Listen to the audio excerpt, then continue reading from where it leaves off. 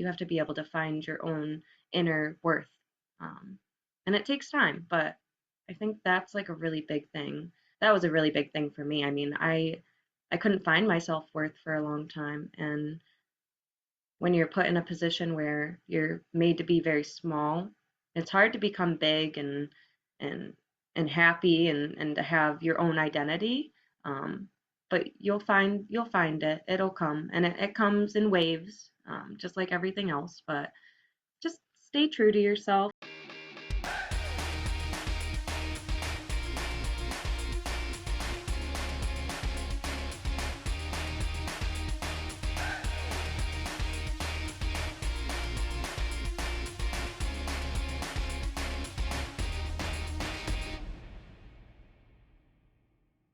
I guess to other young women that are in care, that feels like for them, wherever they're at, if they feel like no one's going to listen if I speak up, or no one cares.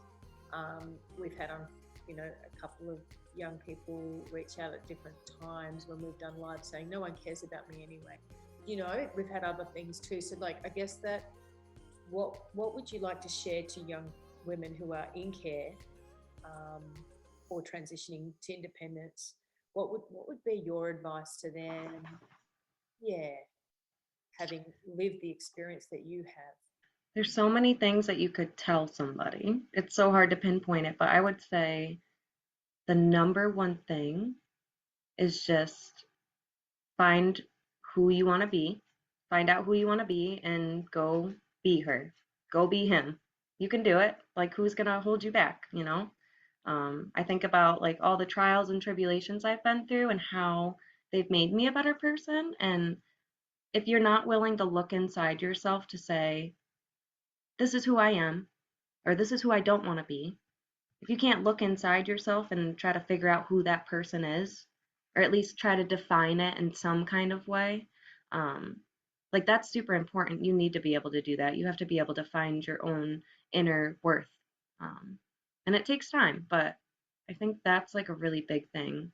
That was a really big thing for me. I mean, I couldn't find my self-worth for a long time, and when you're put in a position where you're made to be very small, it's hard to become big and and happy and to have your own identity.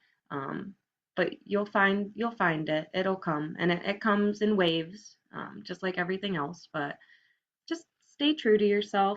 You're gonna have people in your life that are gonna bring you down, and there's gonna be people that push you higher. And you just gotta keep looking forward and not back. Yeah, Pretty much it. good. And on that, how did you attract that? That the people that had your back in your life. Do you feel that um, there were times in your life like Jamie, like incredible friend to you, and even Kyle in your life now, and obviously your lovely animals. But in terms of um, how you navigate friendships and trust again, how when you made those steps to trust again, what was the one key that you could tell them? I know they've got to go on their own journey too, right? But what's a key that you would like to tell them for when they've had their trust eroded as well, being in care and just Mhm. having that constant, you know, um, distrust because of how people have treated them. It's not their fault. Yeah, yeah. Um, take take chances. Yeah, It's hard. Take chances on people. Take chances on your feelings. You yeah, might not like how you feel, but maybe that feeling is a good thing. yeah. Mm. Like, So that's kind of how I feel. Like if I'm nervous or I'm anxious, there's a reason. So I need to get to the root of why I feel like that. And I think that's how I've allowed more people into my life because I've kind of open myself up. Like my heart's a little bit more open and it takes a while to get there, but yeah, just taking a chance on people, people took a chance on you and, they got to know you and that's hard. I'm a hard person to get to know and Yeah. I know that and, other people don't and it's probably hard for them to have a friendship with me. So I just say, be open, have an open heart, an open mind and it'll all kind of fall into your lap in yeah. a way. That's really good. Yeah. Yeah. And with your, just curious, with your like foster care or system like journey, did you have any opportunity to sort of meet anyone else like that was, like a mentor or any supports that, Kids in care. yeah, that you could go to or were given, given Um, option? no, unfortunately, not really. I mean, I don't have any friends that have been in the system. I don't, no, not really. I've basically kind of deciphered my situation and kind of mentally got through it on my own in a way. Obviously, there's been people, my brothers were a big part of my life, growing and healing, but for the most part, it was me, myself, and I. And I'm learning to let other people help me now. That's a big thing for me is that I'm very independent.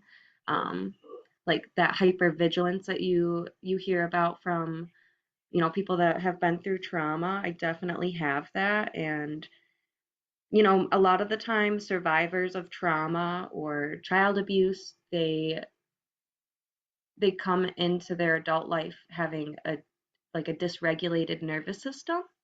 I don't know if you guys are familiar with that. But a lot of that is due to the trauma and it's due to kind of what you have gone through. So I'm very fight or flight. Yeah.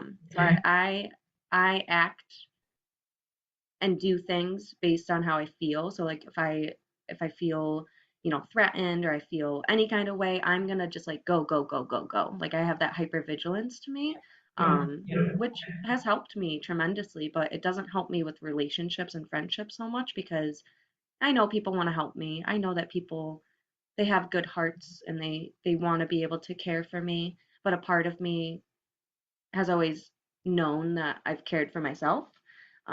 So that's really hard. Just kind of going and being in like the fight or flight mode all the time. Yeah. But I'm coming out of that part of my life, so I'm definitely trying to kind of even out a little bit and not feel like I need to do things all the time. Yeah. Yeah. That's Yeah, powerful. What healing, isn't it? Because yeah, I was just thinking about the fight or flight, the hypervigilance that comes, but then the fact that you recognize that too, like, is incredible because you've seen the growth. But yeah, we've seen that in kids that have experienced trauma. That's something Yeah. we yeah, recognize being social workers that yeah, yeah, and people have to be ready to go. Like they're just like ready to survive. In Yes, they yeah. can survive so much more than the people that have never been in care system because they're so wired to be ready. yeah, Yet they're opening up their heart again.